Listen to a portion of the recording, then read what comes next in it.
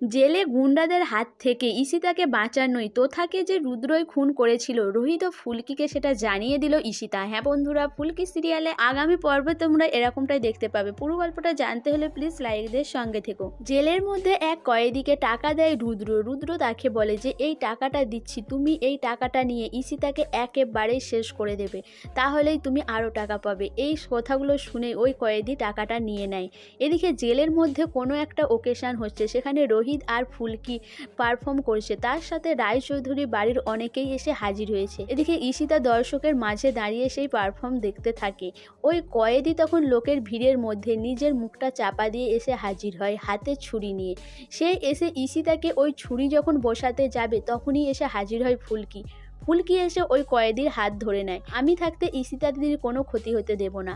এরপর ওই কয়েদিকে মারধর করে। তারপরেই ঈশিতা বলে যে আমাকে আজকে তোমরা প্রাণে বাঁচিয়েছ, তাই আজকে তোমার দিকে আমি আর একটা সত্যি কথা জানাই।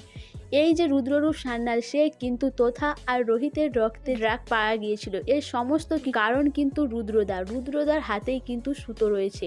রুদ্রদাই জানে যে তোথা কিভাবে মারা গিয়েছিল। এরপরেই এটা শুনে রোহিত চমকে যায়।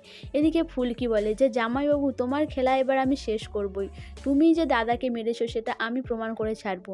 সব বন্ধুরা, ফুলকি আর রোহিত কি পারবে রুদ্রর মুখ থেকে স্বীকার করাতে যে তোথাকেই রুদ্র মেরেছে? এটা কি সবার সামনে আনতে পারবে ফুলকি আর রোহিত?